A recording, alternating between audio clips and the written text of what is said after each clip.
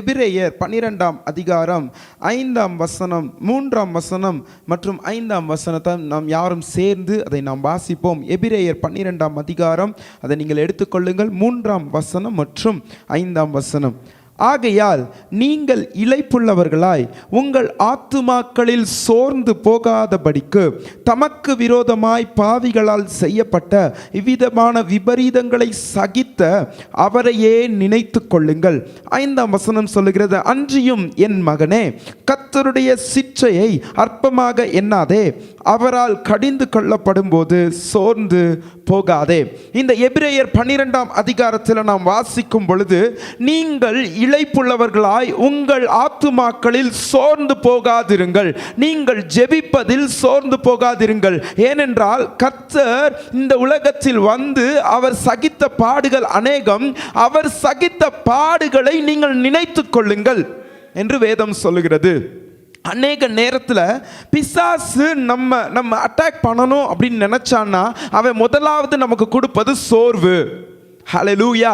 இந்த சோர்வை நமக்கு தரும் பொழுது நாம் அடுத்த ஸ்டெப் எடுத்து வைப்பதற்கு யோசிக்கிறவர்களாக இருக்கிறோம். சோர்வு நமக்குள்ள வரும் பொழுது இந்த சோர்வை மேற்கொள்வதற்கு நாம் இடம் கொடாமல் அந்த சோர்வில் அமர்ந்திருப்பதை நாம் விரும்புகிறோம். ஹல்லேலூயா. இந்த சோர்வை மேற்கொள்வதற்கு, சரீர ரீதியான சோர்வை மேற்கொள்ளணும் அப்படின்னா நம்ம பல காரியங்களை செய்து விடுவோம். ஆமென். பல காரியங்கள் இருக்கிறது இந்த உலகத்தில் சரீர ரீதியான சோர்வை மேற்கொள்வதற்கு. ஆனால் மன ரீதியான சோர்வை மேற்கொள்வதற்கு இந்த உலகத்தில் அநேக காரியங்கள் இருந்தாலும் நிரந்தரமான சோர்வை மாற்றுவதற்கு ஒரே வழி நம் கையில் இருக்கிற இந்த வேதாகமம் மட்டும்தான். எத்தனை பேர் விசுவாசிக்கிறீங்க? எத்தனை பேர் நம்புறீங்க? இந்த வேதாகமம் மட்டும்தான் பெர்மனண்டா நம்ம மனசுல இருக்கிற சோர்வை மாற்ற முடியும். ஹல்லேலூயா. வேதம் அப்படித்தான் சொல்லுகிறது, இளைப்புள்ளவர்களாய் உங்கள் ஆத்துமாக்களில் சோர்ந்து போகாதிருங்கள். ஏனென்றால் நீங்கள் சோர்ந்து போகும் பொழுது உங்கள் ஜெப நேரம் குறைந்து விடுகிறது, உங்கள் அபிஷேகம் குறைய தொடங்குகிறது.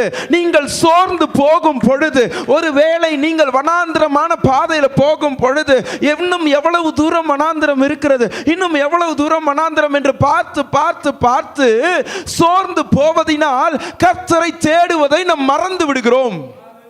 ஹல்லேலூயா. இந்த சோர்வு ரொம்ப பொல்லாதது. இந்த சோர்வுக்கு மட்டும் இடம் கொடுத்துறாதீங்க. இந்த சோர்வை மேற்கொள்ள வேண்டுமானால் நீங்க ஏசாயா எடுத்து வாசித்து பாருங்களேன். ஏசாயா 40ஆம் அதிகாரத்தை எடுத்து வாசிங்களேன். 40ஆம் அதிகாரம் 29, 30, 31. சோர்ந்து போகிறவனுக்கு வசனம் என்ன சொல்லுது? சோர்ந்து போகிறவனுக்கு யாரு பலன் தருகிறாராம்? தேவனிடத்திலிருந்து பலன் வருகிறதாம். சோர்ந்து போகிற உங்களுக்கு, ஒருவேளை நீங்க ஜெபத்துல சோர்ந்து போய் இருக்கீங்களா? ஒருவேளை கர்த்தருடைய அற்புதம் கிடைக்காம நீங்க சோர்ந்து போய் ஒவ்வொரு நாளும் தேடிக்கொண்டே இருந்தீங்களானால் உங்களுக்கு தான் இந்த வசனம் சொல்லுது, சோர்ந்து போகிற உங்களுக்கு அவர் பலன் கொடுத்து, அந்த பலன் என்ன பலன் தெரியுமா? சோர்வை மேற்கொள்ளுகிற பலன். ஹல்லேலூயா.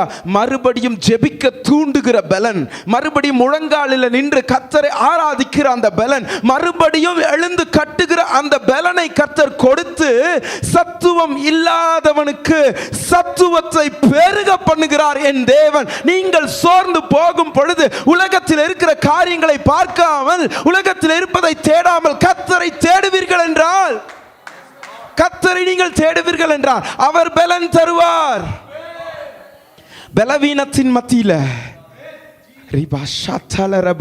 அநேக சூழ்நிலைகள் உங்களுக்கு இருக்கலாம். யூடியூப்ல நீங்க பார்த்து கொண்டு இருக்கிறீங்க. ஒருவேளை பலவீனத்தோட நீங்க, எனக்கு இந்த பலவீனம் இன்னும் மாறலன்னு நீங்க பார்த்து கொண்டு இருப்பீங்கன்னா சொல்லுங்க, சோர்ந்து போகாம சொல்லுங்க, பலன் இந்த உலகத்தில் இருக்கிற காரியங்களில் இருந்து இல்ல, மருத்துவத்தில் இல்ல, பலன் அவர் தருகிறார் என்று வேதம் சொல்லுகிறது. சோர்ந்து போறீங்களா? ஜெபத்தில் சோர்ந்து போய் கொண்டு இருக்கிறோமா?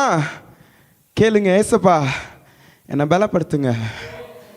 பலன் உங்கள்கிட்டையும் என்கிட்ட இல்லை, கர்த்தரிடத்தில் இருக்கிறது. கர்த்தரிடத்தில் இருக்கிறது. அவர் என்ன பண்றாராம்? பலனையும் கொடுத்து சத்துவம் இல்லாதவனுக்கு சத்துவத்தை பெருக பண்ணுகிறாராம். முதலாவது ஆண்டவர் செய்வது. ஹல்லேலூயா. யோசுவாவை நாம் பார்த்திருக்கிறோம் இல்லையா? யோசுவாவோட வாழ்க்கையில் அவர் என்ன நடந்துச்சு? எரிக்கோ கோட்டை சுக்குநூறு ஆயிடுச்சு. அதுக்கப்புறம் ஒரு போரில் என்ன பண்ணுறாங்க? தொடர்ந்து தோற்றுக்கிட்டே இருக்கிறாங்க. நிறைய இஸ்ரேல் ஜனங்களை என்ன பண்ணுறாங்க? யோசுவா இழந்து கொண்டே இருக்கிறார். இப்படி இழந்து கொண்டிருக்கும் பொழுது அவர் என்ன பண்ணுறாருன்னா சோர்ந்து போயிடுறாரு. என்ன ஆச்சுன்னே தெரியலையே, என்னால் இந்த போரில் ஜெயிக்க முடியல, இந்த போரில் என்னாச்சுன்னு தெரியல, ஜெயிக்க முடியலன்னு சொல்லி சோர்ந்து போனோன்னே ஆண்டவர் ஒரு வார்த்தை சொல்கிறாரு, நீ இப்படி படுத்து கிடக்கிறது என்ன? முதல்ல எழுந்துரு. நீ இப்படி இப்படி இருக்கிறது என்ன? அது சரியில்லை, நீ மூலம் எழுந்துரு. என்ன பிரச்சனைன்னு கண்டுபிடி. கர்த்தர் அந்த பிரச்சனையை அழகா வெளிப்படுத்தினார். பிரச்சனையை சரி செய்தார். போரில் ஜெயித்தார்கள். கர்த்தர் முதலாவதாக அவருடைய சமூகத்தில் போய் நீங்க அமர்ந்தீங்கன்னா ஆண்டவர் மாத்திர முதல் காரியம் என்ன தெரியுமா? உங்கள் சோர்வை தான். ஹல்லேலூயா. இந்த சோர்வுகள் மாறணும், பலன் உண்டாகணும்னா இந்த வசனங்களை நீங்கள் தியானித்து பாருங்கள். தொடர்ந்து நிறைய காரியங்கள் இருக்கிறது. இந்த அடுத்து பாருங்களேன், 30ஆம் வசனத்தை பாருங்க. இளைஞர் இளைப்படைந்து சோர்ந்து போவார்கள், வாலிபரும் இடறி விழுவார்கள். இளைஞர் இளைப்படைந்து சோர்ந்து போவார்கள். இந்த வசனத்துக்கு என்ன அர்த்தம் அப்படின்னா, இளைஞர்கள் உடனே சோர்ந்து போயிடுவாங்க. எத்தனை பேர் அதை பார்த்துருக்கீங்க? ஹல்லேலூயா. இளைஞர்கள் என்ன பண்ணுவாங்க அப்படின்னா, இன்னைக்கே எனக்கு நடக்கணும், இன்னைக்கு மத்தியானமே எனக்கு நடந்துடணும், இன்னைக்கு நைட்டுக்குள்ளே எனக்கு இந்த காரியம் நடந்துடணும். ஆண்டவரே, நீங்கள் உண்மையான தேவனா இருந்தா இன்னைக்குள்ளே இதை செஞ்சு முடிங்கன்னு ஆண்டவர்கிட்ட சவால். ஹல்லேலூயா. ஆண்டவர் குறித்த நேரத்தில் தான் அதை செய்து முடிப்பார். ஹல்லேலூயா. அந்த குறித்த நேரம் வரைக்கும் காத்திருப்பது என்னோட கடமை, நம்மளோட கடமை. குறித்த காலத்திற்கு சொன்னதை செய்த வரைக்கும் ஆண்டவர் உங்களை கைவிட மாட்டார். அதில் அவர் உண்மையா இருக்கிறாரு. சொன்னதை செய்து முடிக்கிற வரைக்கும் நீங்களும் நானும் உண்மையா இருக்கிறோமா? இளைஞர்கள் சோர்ந்து போயிடுவாங்க. ஓட்டப்பந்தயத்தில் ஓடி தோத்துட்டாங்கன்னா அவ்வளோதான். அவங்கள திருப்பி ரீபில்ட் பண்ணுறது ரொம்ப கஷ்டம். எக்ஸாமில் ஃபெயில் ஆகிட்டா அவங்க ஒரு மாதத்துக்கு யார் மூஞ்சிலையும் முழிக்க மாட்டாங்க. இளைஞர்கள் சோர்ந்து போவார்கள். ஹல்லேலூயா. அவங்களுக்கு தான் அடுத்து சொல்கிறாரு, நீ சோர்ந்து போய் நேரத்தை வேஸ்ட் பண்ணுறதை விட 31 அழகாக சொல்லுது பாருங்களேன். கர்த்தருக்கு காத்திருக்கிறவர்களோ புது பலன் அடைந்து கடுகுகளைப் போல செட்டைகள் அடித்து எழும்புவார்கள்.